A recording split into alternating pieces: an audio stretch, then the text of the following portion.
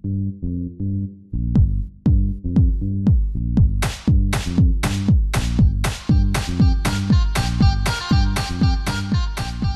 and welcome to Go Lurk Yourself podcast. My name is Crunky. And I am CherryCake. Today we're going to play some catch-up. You guys who are regular listeners may have noticed we've not been here for several weeks, and that's partly due to things going on in real life, including my wife and I took a weeks-long vacation in Las Vegas for my 40th birthday. So, yay, that was fun, but we didn't do much recording there. And then getting back from vacation, playing catch-up, and I know Cherry's been working a lot of hours at her job. It's been a lot of craziness, but here we're back today to probably load this episode tonight or tomorrow morning. Today is Friday, 8/3 or August 3rd. I know you guys don't say. Yeah, you say 3rd of August. We say it the right way. Day, month, year. Okay. All right, let's not open that old wound again. Anyway. So, what we thought we'd do is we get into some gaming news, play a bit of catch-up, find out what we've been up to lately, and I'd like to start, if you don't care, Cherry, with, I think I saw you streaming one of the Uncharted games the other day? Yeah. I don't really know how this came about, but I borrowed my sister has a PS3, and I figured I wanted to do some retro games and just kind of go over things that I haven't played, but were kind of from, like, my childhood. Well, not my childhood, but, like, growing up with games. Yeah. So I wanted to find something that was entertaining, things that have been critically acclaimed and all that kind of stuff. And I didn't want to spend too much money, because I know as soon as I've done with these, I've done with them. I'm not going to play them ever again. So I borrowed my sister's PlayStation 3. And as I was looking through the games that were being suggested and everything, Uncharted kept coming up, and probably most of you listening to this know that Uncharted have quite a good series. They've got 4 mainstream games, and there are other spin-off games.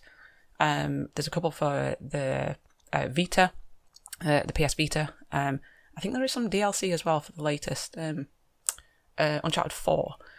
But I saw a friend of the podcast, Beardy the Barbarian, on Twitch playing that yesterday. Yeah, he was playing it.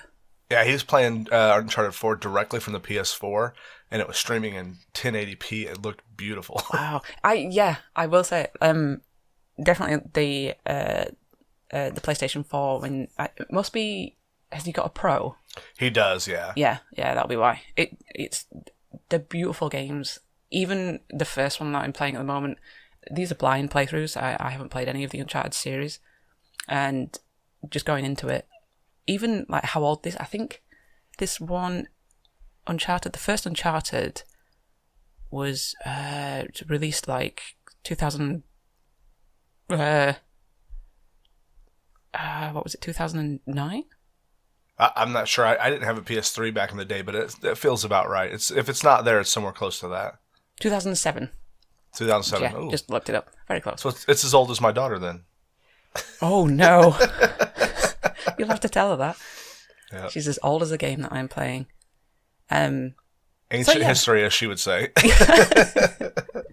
But yeah, going into it, I didn't really know what to expect from Uncharted. I've heard it was very much like the Tomb Raider games, like the reboot ones, and I'm a huge fan, as you probably know from past podcasts that we've done, of the current Tomb Raider series that have just come out, which, FYI, I am so excited about the one that's coming out in September.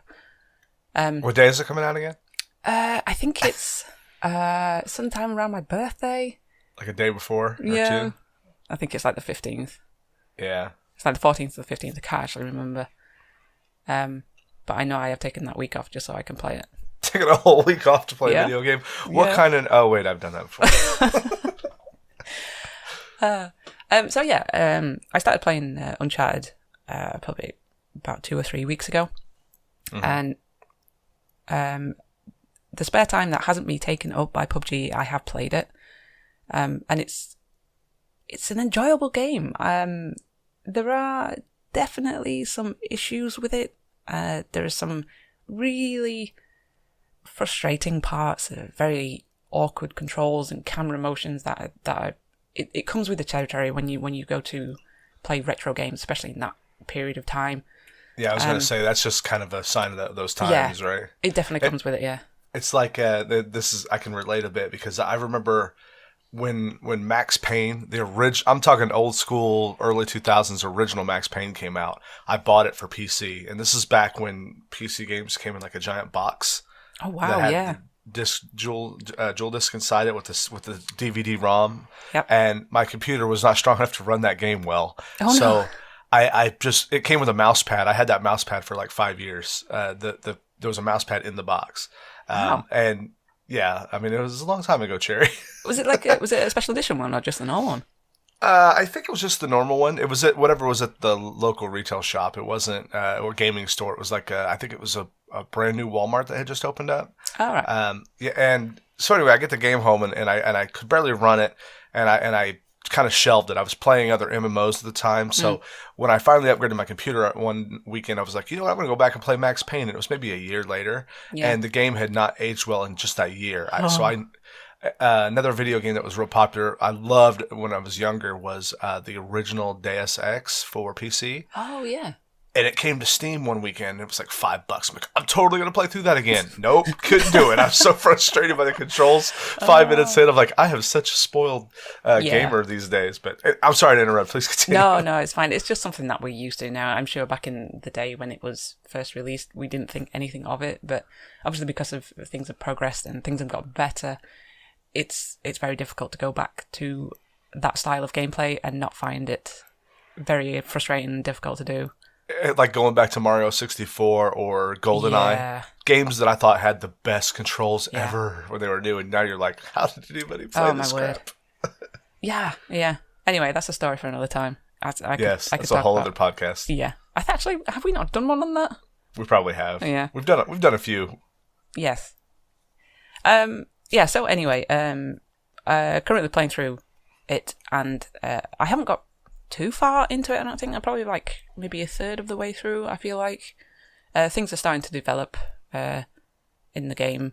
I don't want to give any spoilers for anyone who hasn't potentially played it, even though it's been out for like 11 years. Yeah, I think the statutes limitations are up on spoilers on a 10-year-old game. After a decade, you're allowed to spoil it. Yeah. So basically, you play as Nathan Drake, who is the protagonist. I'm sure a lot of people know who he is. And you are searching for the lost city of El Dorado, which is a fabled city that is gilded in gold. Everything is gold in that place. So Drake comes across this piece of information that he finds, and it leads him to there's other areas, but he comes across some other people that are actually looking for this treasure as well, and he gets into a lot of situations, fighting, which I will talk about because that is a big point to the game. And you actually, in the first one, you actually meet Elena, who, spoilers, he does actually eventually marry later on in the series. And you also come across Sully, who is kind of his mentor and like companion along the trip as well. What were you going to say? No, I was just saying, ooh, I didn't know that. Ah, yes. So yeah, I want to talk a bit about the fighting and the action sequences in this particular game. As I said, this is a blind playthrough, so I haven't played any of 2, 3, or 4, so I can't compare it to any of those, but this first particular one, I was very surprised about the amount of action and fighting situations that you get into.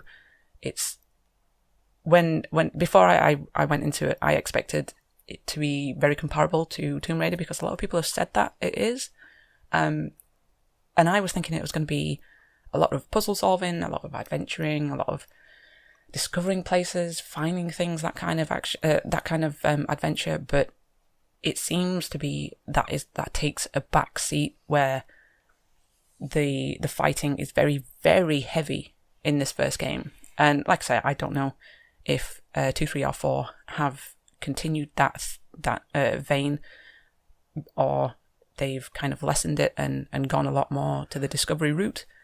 But this one, I'm a little I am disappointed at the moment. I don't know whether it'll get better or not during the game, but I am disappointed right now with the lack of adventuring, actual, properly full-on adventuring in the game.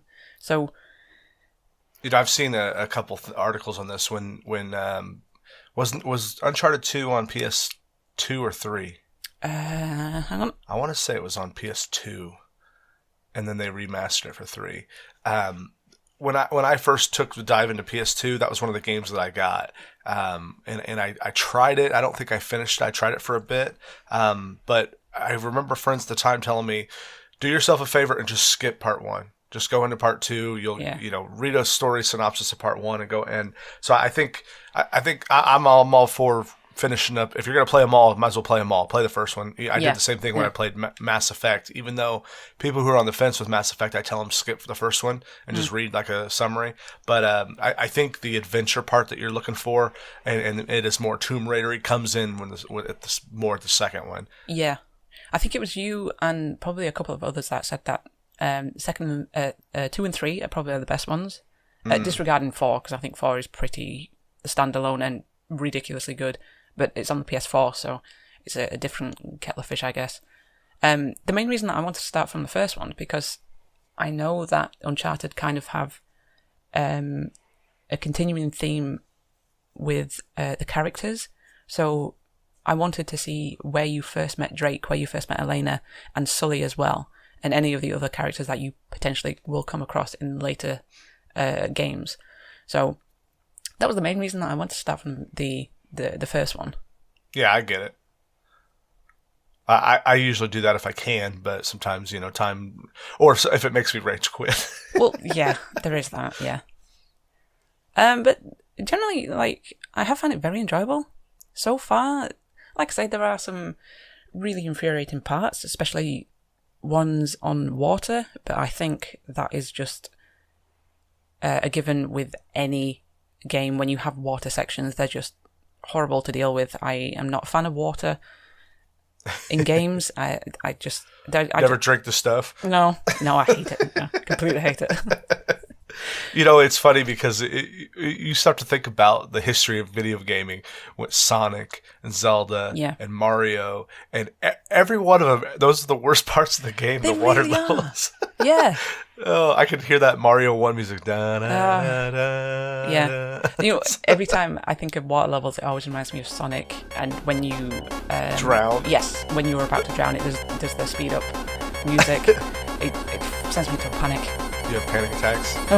Yeah. I always thought it's kind of morbid that you could hear him gasping for air and then breathing in the water. It's like, jeez, that's kind of dark. Oh, this is where you have to insert the little sound clip of Sonic drowning. Also, Zelda Ocarina of Time, the water temple of that one is we'll just say famous for being absolute shit show.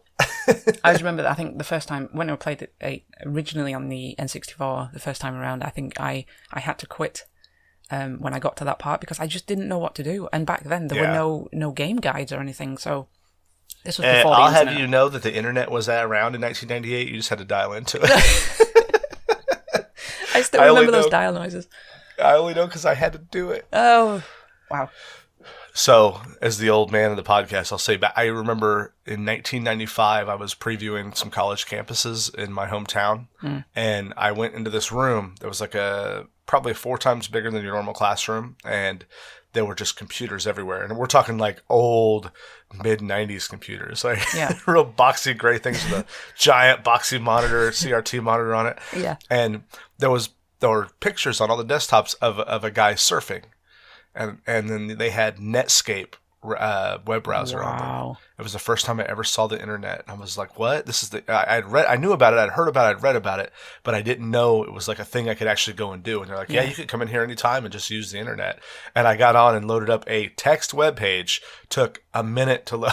Oh no! It was awesome. Did it do the thing where it loaded from top to bottom, like gradually with lines? Exactly. Very slow. Oh yeah. You'll never know the teenage pains of waiting for pictures to load line by line. Oh yes. I think I do recall that. When I can't looking up gaming news, right? Yeah. Yeah, sure. We'll go with that. Yeah, let's. So big thumbs up for Uncharted so far. Well, cautiously optimistic about the series, even though the first one's got some stutters in it. Yeah, there are Stumbles. some some hurdles that it's come across, but I think with the positive feedback that I've gotten from 2 and 3, I think playing the first one will make me appreciate them more when I get on to the second and third one. You just got to down that whole bottle of medicine first, right? Oh yes. Well, great. Next, I think we'll do this like every episode. We'll talk about like what we've been playing lately, so we'll get an update from you when you get into 2 and 3. Yeah, sure. Hopefully. The other thing, we're saying this. These are games we've been playing other than PUBG. We've been playing way too much PUBG. That is true. They put out a customs game mode, and we've got so many friends between us and other people who play the game, like Metal Parky and Night Owl and Bolt, and I'm forgetting some people, but we've got a regular cast of crew. A lot of them came over from Chaos, General Chaos live stream. He happens to be out on vacation honeymoon. Yeah, they took a month-long honeymoon, which maybe that's a British thing. You guys do that, but here in America, that sounds insane to me. I'm like, I want to go on a month-long honeymoon. Yeah, that's not normal. Okay, well, that kind of goes with the territory of chaos, I guess. It's not exactly normal. That's true. But so we've been hosting these like a couple times a week, these custom games, and it's been absolute blast. If you guys played multiplayer games, it's like where you go in and you set the map, you set the rules, you can set like what items can spawn, you can set how fast the circle that shrinks goes. And while it's still in a beta, so a lot of the controls are wonky, one thing that I read in the patch notes, just speaking directly to Cherry here, some of the presets you'll be able to save after the next patch. Oh, that's good. I don't think you'll be able to create your own, but you'll be able to like, there's a couple of base standard ones you can start with. Right, okay. I was going to say, the one thing that was bugging me last night was whenever I started a custom match, I had to change the length of the blue zone and how long it took to actually start coming in. Every time I had to do that. So because we only have like probably about 10 to 15 players that we regularly get. Yeah, like 25 at the peak yesterday. That was good. Yeah, and then I was going to say, then everyone bailed on me to go and play GTA. Yeah, well, it's our snipers only. Mm. Yeah, they got scared. Yeah. But the other game that I've played, when, as I mentioned earlier in the podcast, I just went to Vegas for a week, and on the plane, on the way there and back, I got immediately hooked on this mobile game. And I'm normally not a mobile gamer, but what hooked me was years ago there was a game. I don't even remember if it was PC or I know there was a mobile version, but it was called. Shoot, now it's escaping me. Game Dev Story, and it's like a little 16-bit. Think SimCity, but instead of running a city, you're developing you're a little guy in a garage, managing a video game or writing a video game, and then it grows into you buy a studio and you're a game developer and you hire people. And I remember getting some tycoon games like that I can get really hooked on. Well, there's this game company called Hello Games, I think is what they're called. I'm gonna just double check it real quick. No, Hello Games is the people who made No Man's Sky. It's Greenheart Games. Greenheart Games is a small independent company who made I'm going to say a clone of Game Dev Story, but with more modern graphics and better controls and a little bit more of a streamlined experience. And it's called Game Dev Tycoon. It's probably I know it's on the Android shop, but it's probably on the Apple shop as well. It's on PC as well. I have it on PC. And I played it several years ago when it first came out. I'd heard about it and I was interested and I tried it. And I played it on PC for like a week, forgot about it. They've been doing updates behind the scenes, and we had a 4-hour plane ride to Vegas, and on the way back we did a connecting flight, so we ended up having like a 6-7 hour travel, and man, that time flew by because my head was buried in this game. And I'll just give you a brief synopsis of how it works. What makes it especially interesting to me is it even though none of the names are the same due to copyright reasons, instead of developing a game for the Nintendo, it's the Pretendo or something like this, obviously that way. But yeah. it starts out in like 1980, and you're one guy in your closet, and there's like a DeLorean underneath a tarp in the closet, or in that closet, in the garage with you. Yeah, I have seen that. Yeah, yeah. Have you seen that game? Yes. And what you do is you can program things, and you pick everything. You pick the name of the game. You pick what genre it is, whether it's 2D or 3D or text. And then you say, okay, is this an action game? Is it a puzzle game? Is it a sim? Is it an action platformer, or is it an action 3D shooter?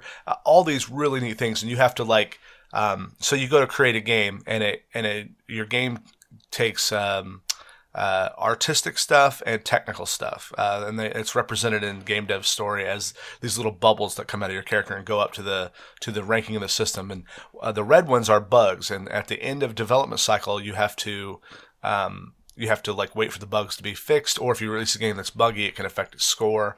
Then the reviews come in, and you get paid, and you watch the sales, and so you got to manage all this revenue. And as you start to gain notoriety and get better, new technology comes out. Sony will introduce the PlayStation, and if you know gaming history, you can know where the traps are. Like if you make something for the Dreamcast. The Dreamcast, Yeah. if you sink all your money into that, you could really get hosed. Yeah. I don't remember what they call the Dreamcast. It's something like it's something Dream something, but yeah.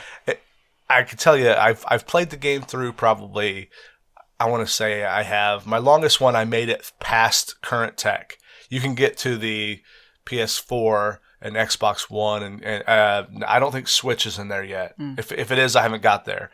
But then they start adding in these like crazy, that's the unknown frontiers, that like the creative stuff they did to make new consoles past whatever the time the last patch dropped.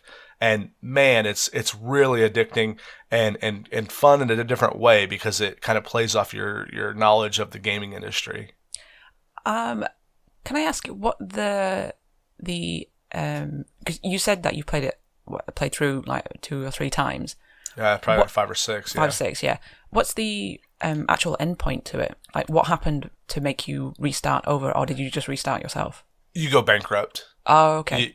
Because it gets very complicated toward the end. You have to start like making your own game engines, sinking time and money. So you make 3 or 4 games, and one of them's a huge hit. So you'll lose money on a game. You'll make money on the big hit. Like you'll make 5 times more than you've ever made on anything on one big hit. If you know gaming history, if you're in like the late 90s and you make a SimCity clone. Yeah. It sells like gangbusters. So if you know the hits of the times, if you make a SimCity clone in like 2005, it bombs. Yeah. It's really cool how much attention to detail.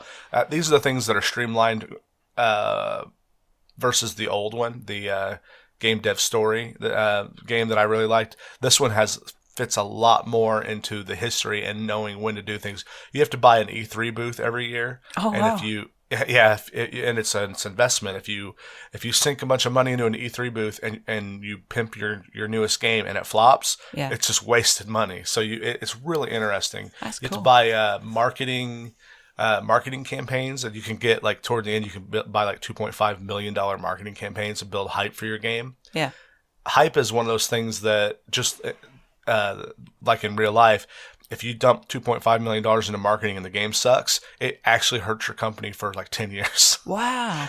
It's a really detailed game that I can't believe how awesome it is. And it's not very popular, but the people who play it love it. If you go on Steam and look at the reviews, it's just glowing reviews for it for the most part.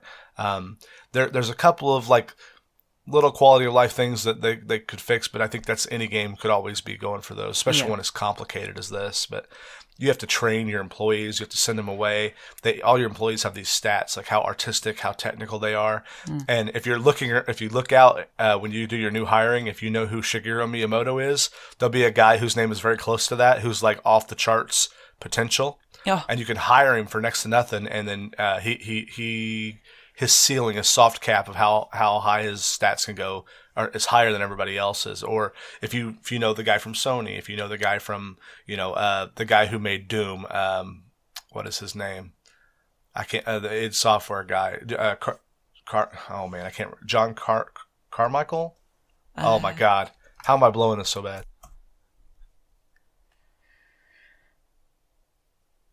John Carmack.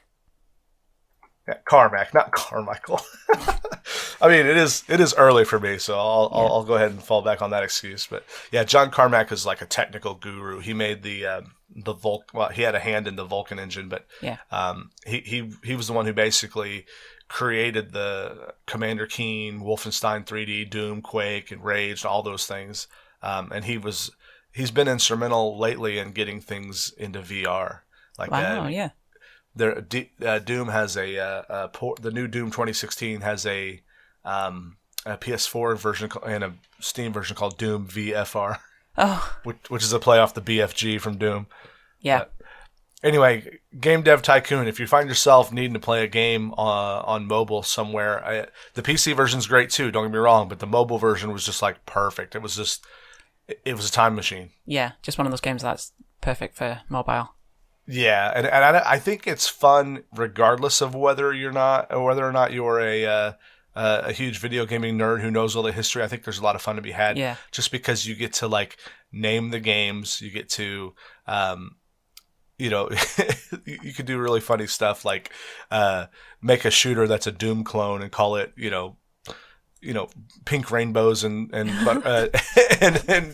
unicorns, whatever you want to do. Yeah. And and you can make it an adult M-rated game and people will buy it. And a newspaper article comes up and says pink rainbows and unicorns is the most mature, darkest game we've seen in our lifetimes. It's just a lot of fun. I would like to ask, have you played Game Dev Tycoon? Yeah, that's the one I'm talking about. No, you're talking about Game Dev Story. I wasn't clear. I played Game Dev Story a long time ago, and Game Dev Tycoon came along. That's the one I have on the mobile that replaced Game Dev Story. It like upgraded and fixed a lot of things. So you've played both of them? Yeah. So Game Dev Story was the original one? Yeah, it was like a 16-bit version. Yeah. So you can't compare them to? Oh, they're very similar. Game Dev Tycoon is way better. It's like more modernized and streamlined. Is there? I'm just wondering, like how comparable they are, like game wise. If Game Dev Story was the first one, how much detail it actually has compared to Tycoon? Yeah, so Tycoon is like it's clear that they were fans of Game Dev Story. In fact, I think I read an email from them when I bought it that they were huge fans and this game was an homage to it. Right. But they streamlined it. They added in a lot more detail, like the E3, the more micromanaging and more relative things like the history of video gaming and what games work in those years, in those periods. So like if you released a game like Pac-Man in 1984, it's going to sell like gangbusters. If you release it in 2005, it's going to be a bomb. Yeah. So that kind of stuff in Game Dev Story did not work as well. Like a game that was really popular was always popular. In Game Dev Tycoon, they really have streamlined it to where it makes more sense. Mm-hmm. Is it Game Dev Tycoon that if you get a pirated copy, it actually works it out in the game and you get blacklisted for it? Yeah, that's an article. I do remember reading that when it came out. Basically, so you the idea is to make a game and have it sell, and if you get a pirated copy, it lets you get so far, and then all of a sudden your game stops selling, even no matter what you do, and it tells you that piracy is ruining your company, and bankruptcy gives you a game over and says because you pirated this game, it doesn't work now. Oh, that's cool. Yeah, if I remember right, they released a pirated version themselves on all the pirate sites for people to download. Oh, no way! And that's how they got that hacked version or that pirated version. That's clever. That is very clever. Yeah. Pretty smart, but I'll tell you the people who made this game, they've got nothing but my utmost respect for nailing the game, and also it's called Greenheart Games. They sent me an email when I bought it, and then they send me emails whenever there's updates, and they're not like marketing blast. They're like the head of the developer is like sitting down saying, "Hey guys, here's what we're doing, and really appreciate you playing our game." And it really it's in the same spirit that game is of trying to get the thing created, and it's such a unique angle for them to take. It's smart, and it makes me really appreciate them. So they sound like a relatively small company then, if they're Yeah, they like, are. The developer is sending out emails. Exactly. Well, like Hand-typed specifically emails. emailing you, yeah. Yeah, he didn't email me, "Hey, Crunky, what's up?" It was just, Yeah. it obviously goes to everybody, but the tone that they said is really good, Yeah. really appropriate. I am very intrigued to play this, actually. And it's really good as well because it's like, I think, less than $10 and like £7 for us British people. So It's a heavy game. And I know. So I think for that, that's, again, smart marketing because it's not overpriced. And I bet you definitely get your money from it as well. Oh, I know. I've got my money from it 3 times over. And because I had bought it on PC, on Steam, I don't know if this still works, but I bought it when it was like an early access. Because I bought it on PC, I got the mobile version for free. Oh, bonus. Now, the games don't copy, they don't save between, there's no cloud saves between them. But I sent an email actually when I got back to the developer and I go, "Hey, I'm sure I'm not the first person to tell you this." I said, "But if you're not trying to get your game on Switch, I don't know what you're doing with your life because I think it's the perfect genre for it." And I have not seen or heard anything from them. They might be working on something completely new by now. The game's been out for a couple of years at least. 2013 it was released. Yeah, so it's a couple of years. Yeah, just a few. 5 years. Yeah. But anyway, one of the other things I thought we would do today is talk about, we're at the 31-minute mark, is talk about gaming news. And before we get into the actual games, I wanted to take a deep rabbit hole, not a deep rabbit hole, but just a quick talk about the new NVIDIA GTX 1180. Details are starting to leak. Yes, I have seen on your Discord about people hyping this. I think, I can't remember who it was actually that posted, but please enlighten me. Tell me more. So, okay, quick history lesson. For the past year and a half, maybe 2 years, Bitcoin mining has been a huge thing. For those of you who don't know what that is I'm going to keep it real simple. Bitcoin is a digital currency people use to buy and sell stuff all over the world, and it's generated by complex algorithms that only computers can do. And it's a way to slow down the creation of it and control inflation. They call it blockchain. I don't really understand how it all works, but here's what I do know. People will buy these special computers and hook up 5, 6, 8 graphics cards to them because graphics cards can pump out this data quicker than anything else and basically create an income for themselves.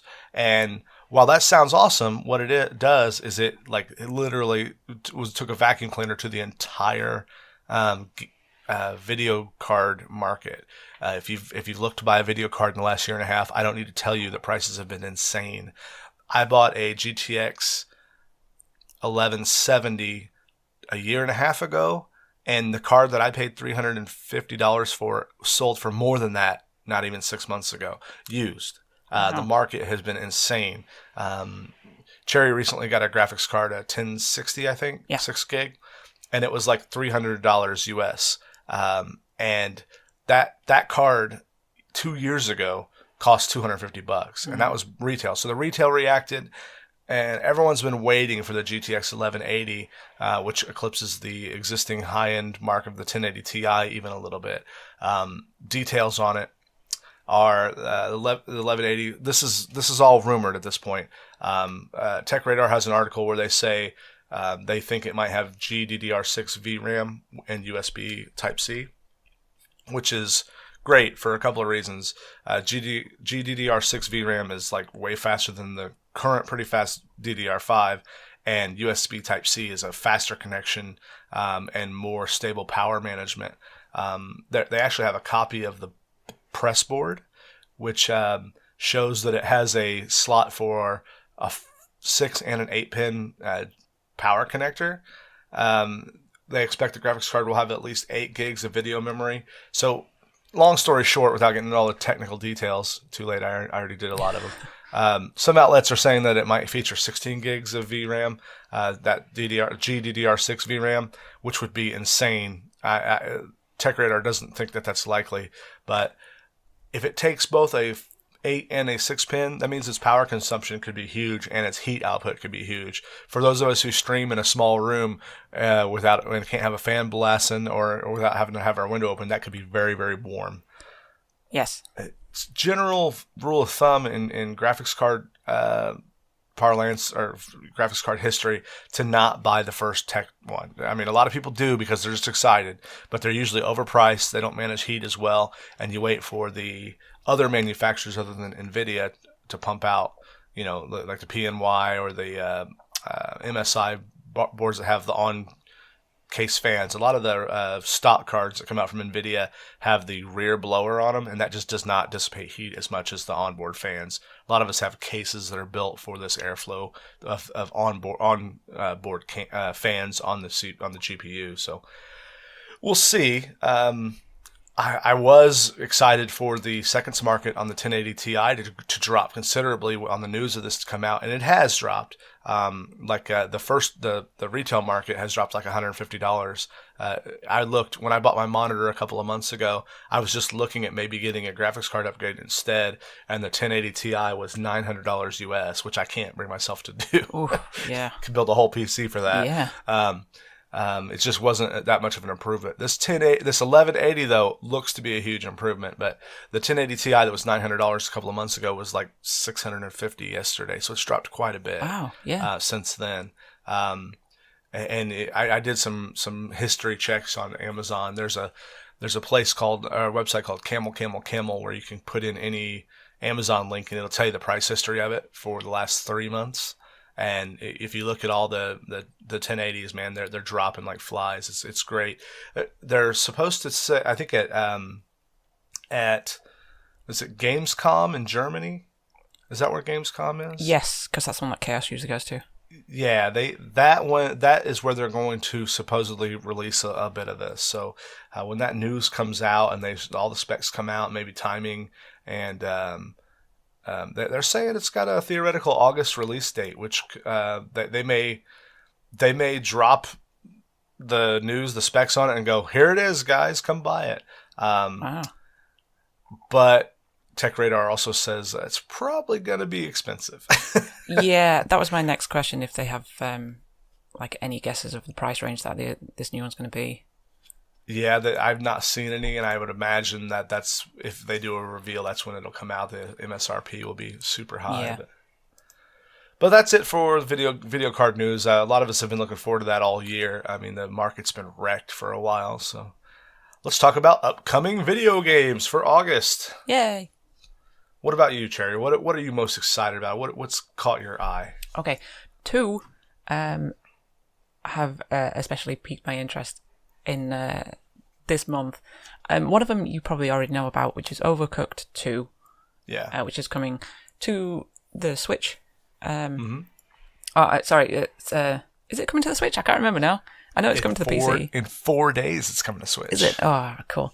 Switch, PS4, Xbox One, and PC. Yeah, so all platforms, yeah. Yeah. So I am probably going to get that and probably play that with my sister because we loved the first Overcooked and it was insanely fun, really easy to pick up, and it's a really good game for non-gamers. So we ended up playing it with my parents, and they don't play games. They have no interest in that. But when we played it as a team of 4, it was so much fun. And like I say, it's really easy to pick up. Overcooked 2 seems to be, again, the same line where you take over a kitchen. You have to cook certain dishes by preparing ingredients, cooking ingredients, that kind of thing, dealing with fires, the environment that is in the levels as well. So I think it's a good progression in the series. There's a couple of new things that are happening in the second one where you are now able to throw ingredients to other players instead of having to. I saw that in the trailer. Yeah, I'm quite excited about that. So just chucking ingredients around the kitchen should be fun. It looks more like an iterative sequel that, it takes everything great about the original and just turns it up a little bit. Yeah. And I think that's great. Definitely. Even though I hate this game. It is the most, it's the most rage-inducing game I've ever played in a long time. I mean, not because it's difficult or, but I played it with my wife, I played it with my daughter, and it just makes me insane how it's no, I'm trying to do, don't do this, and I'm just oh my God, I can't. It's definitely one of those games that you have to have good or you rely on good communication with that other person that you're playing with. Otherwise, it can go wrong very quickly. What are you trying to say, that I don't have good communication with my family, Cherry? Is that what you're trying to say? Yes. You're not wrong. And I have no patience in video games, so that's probably another reason. Well, yes, that is true. The other one, which I am quite excited about, which is upcoming, which I don't know, actually, you've heard about this one. I'm sorry. I know I've been interrupting you, but I just want to tell everybody that while I don't like Overcooked, I recognize it as the great game that it is, especially co-op fun. I'm not taking the piss, as Cherry would say, out of the game. I'm explaining how funny it is that I can't play it. I'm sorry, Cherry. Please continue. I know you appreciate it for what it is. Yeah. The other one that I don't know if you know about is called 2 Point Hospital. No. Yeah, I was. This was brought to my attention a few months ago, I think. There wasn't much detail on it when it was first announced that it was going to get released, but now that it is, I think this is released at the end of August. So this one, 2 Point Hospital, is for those older gamers. If you remember Theme Hospital, along from the series of Theme Park as well, it's kind of they describe it as a successor to Theme Hospital. So if you like that kind of management kind of game, you get to take control of a hospital and build it up with different machines, different rooms, different doctors, all that kind of management style gaming. But taking from the old school game of Theme Hospital, you still have the very, very silly diseases and illnesses that come into the hospital. So you still have stupid things like bloaty head disease and the squits and those kind of things. So it's very, very tongue-in-cheek. It's not serious at all. So I'm just reading through the Wikipedia for this because until you brought it up, I've never heard of it. Yeah. Mark Webley, Gary Carr, and Ben Heimer's former developers with Bullfrog and Lionhead. Well, there you go.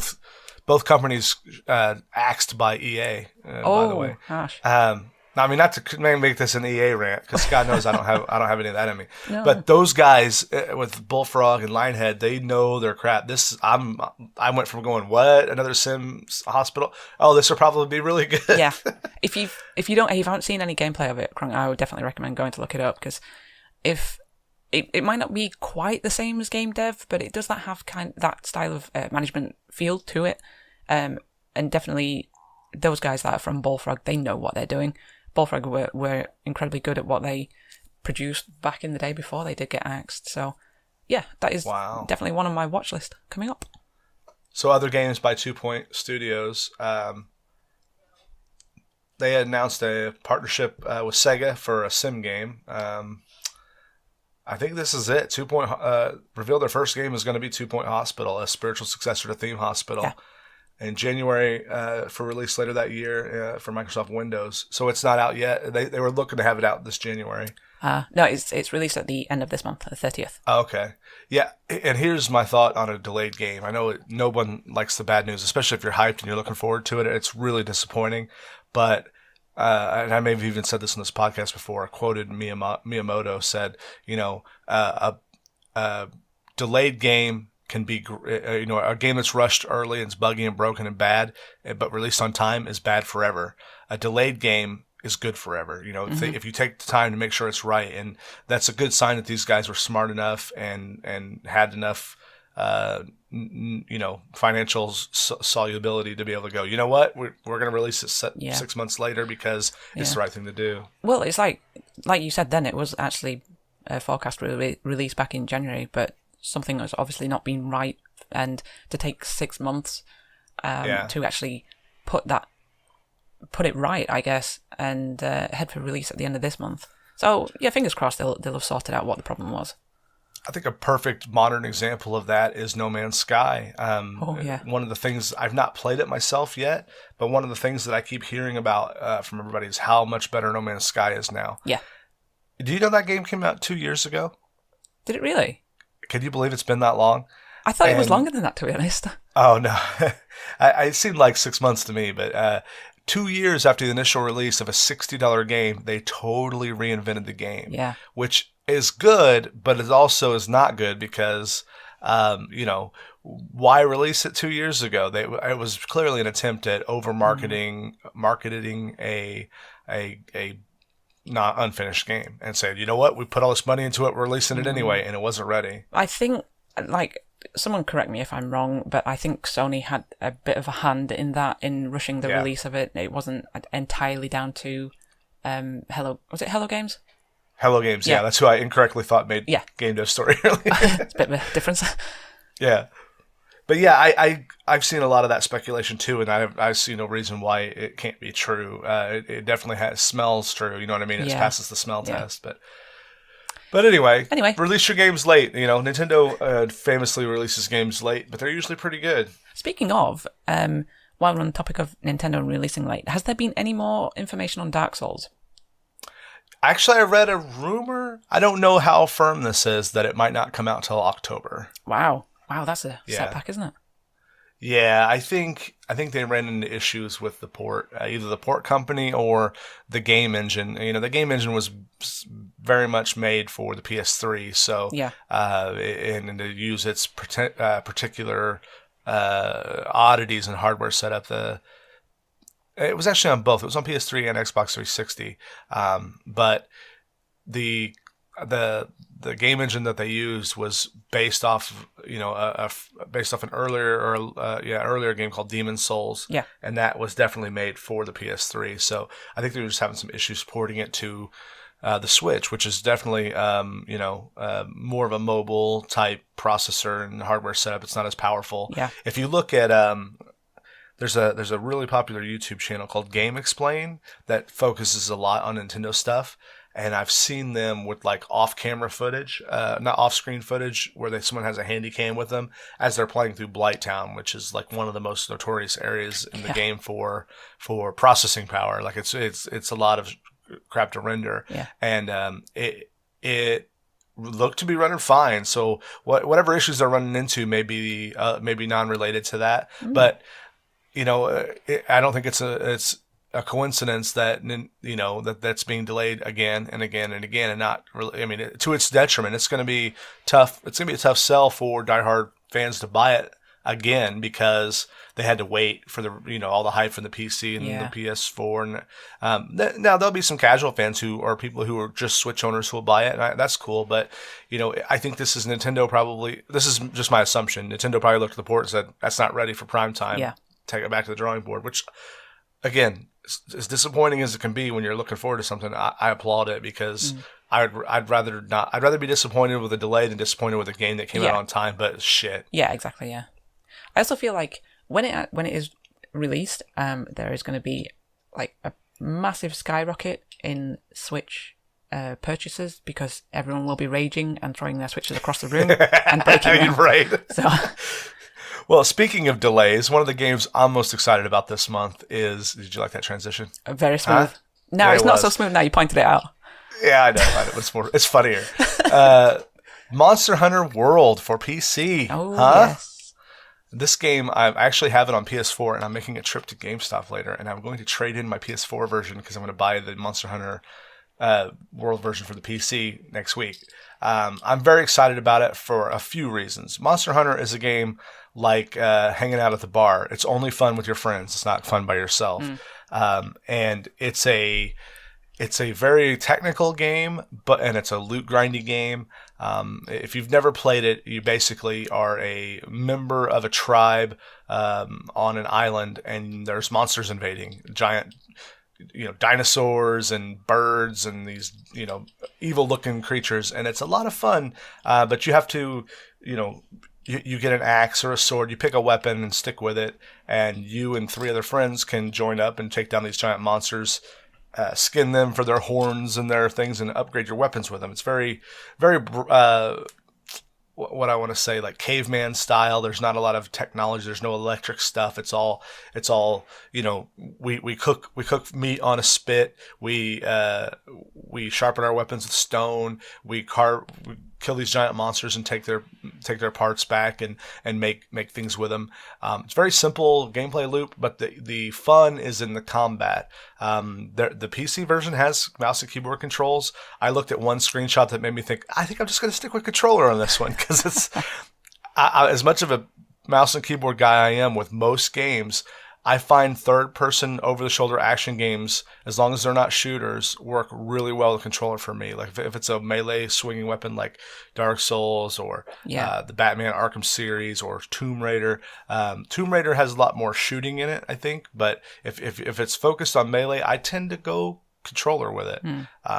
So I'm very excited to play it because I have a lot of friends that play it, but we were splintered between PS4 and Xbox One. A lot of them are going to get the PC version, so that should be a fun little diversion for a while. That was going to be my next question. It's like, is there any difference? What is the reasoning behind you getting it for the PC? Is it purely because when you got it for the PS4, like you said, your friends that played it were split between? Obviously, there's no cross-platform play, so you can't do Xbox and PS4. Is that the reason behind you want to get the PC one so you can all play it? Or is there a difference in the gameplay or anything like any graphically wise? Is it any different?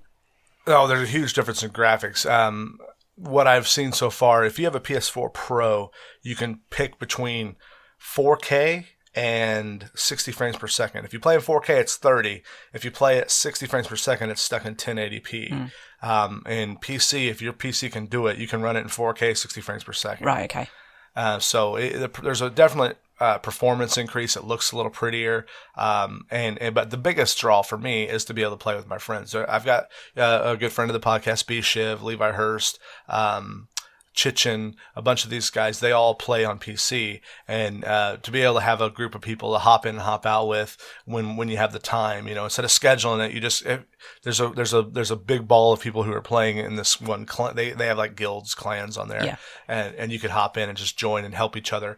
It's one of those games where everyone's on their own level path or mission, but you can jump in and help each other too, and you get something out of helping your friends. I just like playing games with friends. That's why we do this podcast. Yeah. But you also you're not just helping them. You're also getting stuff out of it. So that's kind of a fun little synergy. And the gameplay it's one of those games that is, see dinosaur hit with stick. That's like the basic. The first thing you learn is I mash buttons and I hit the dinosaur. But if you study and learn and practice, there is a deep, deep combat mechanic in this game.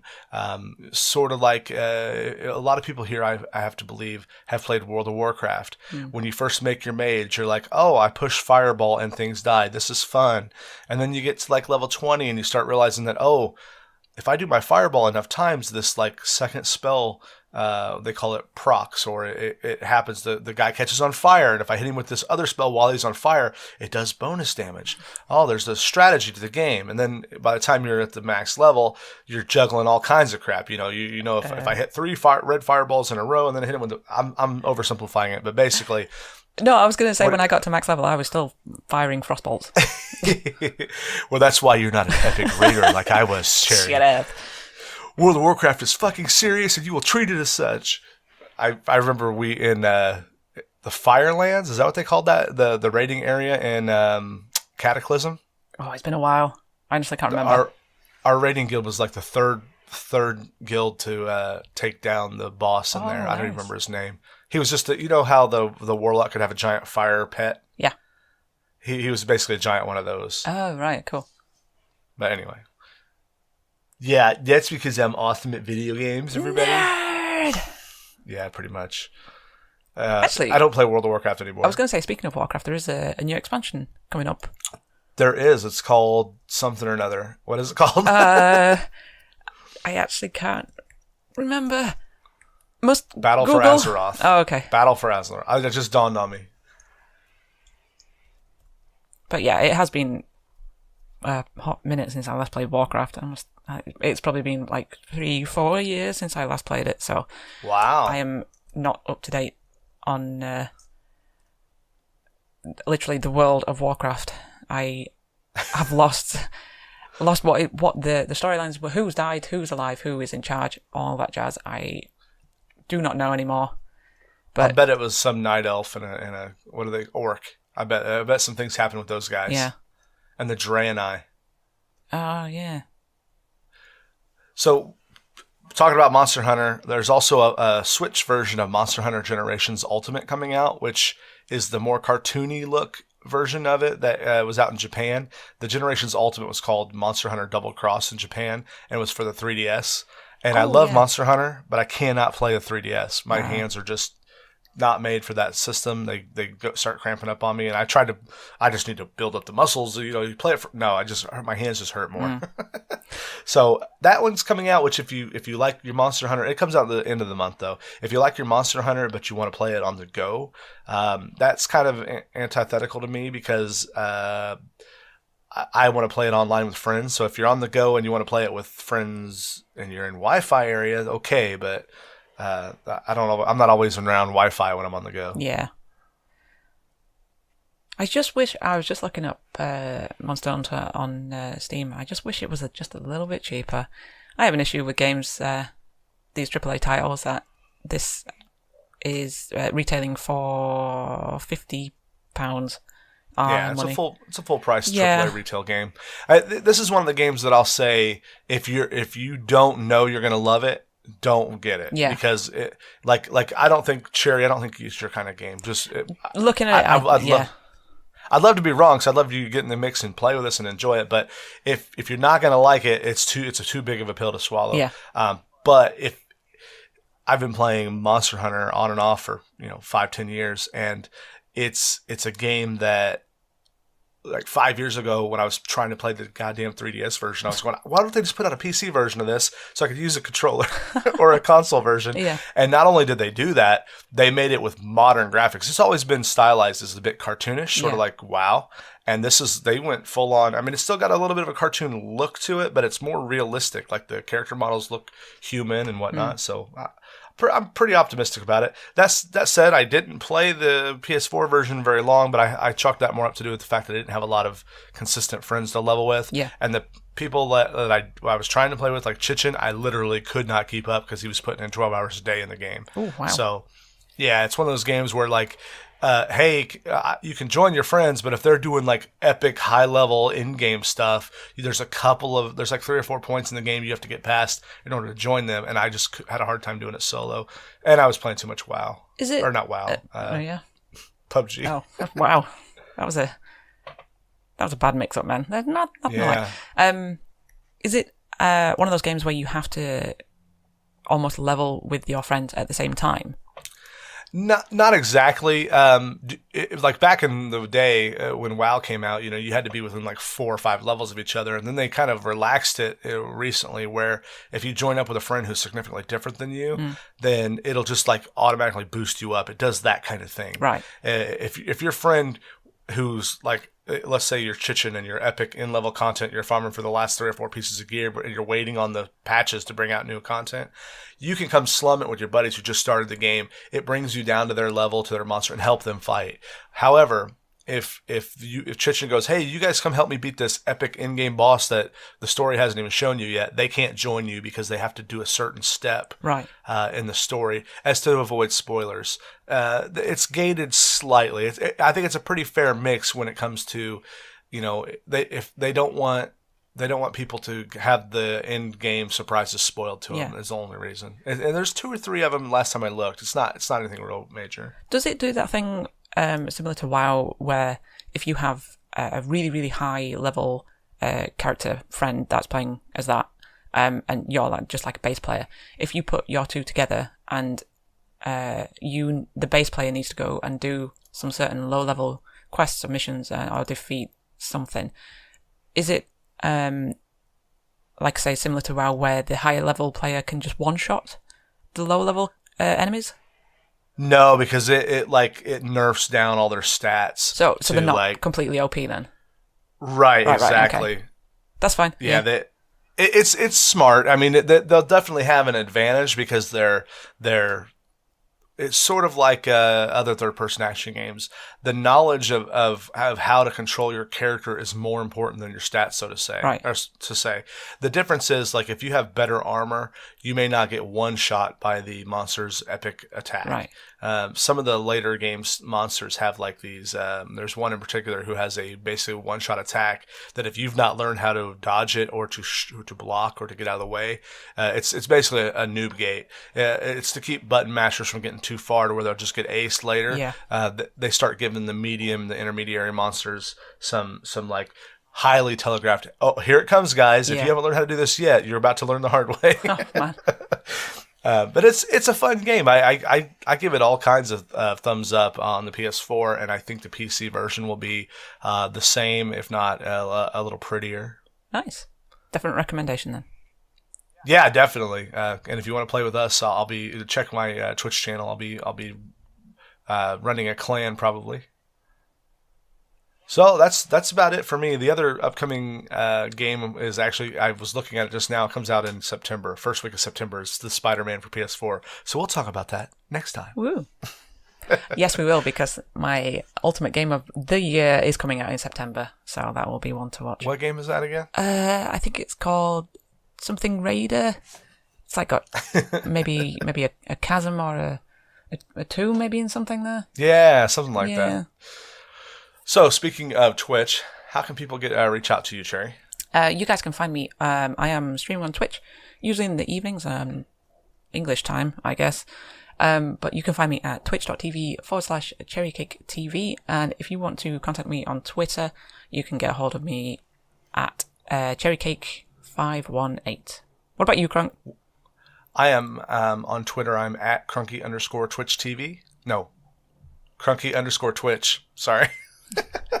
And I am at twitch.tv/Crunky with 2 N's. So check me out there. Also, Cherry, do you want to advertise a little bit about your services as a YouTube editor? Yes, if anyone out there is needing a video editor for any kind of highlight reels, Twitch highlights, or YouTube highlights, I do video editing. So if you guys want to reach out to me, just drop me a DM on Twitter. I almost got that wrong. Twitter, that's at CherryCake518 if you want to get in contact with me. Yeah, you better do it quick, because I think your schedule's pretty full. I have a few on the go, yes. All right, well, Cherry, thanks for being here, and we'll talk to you guys very soon. Bye-bye. Bye.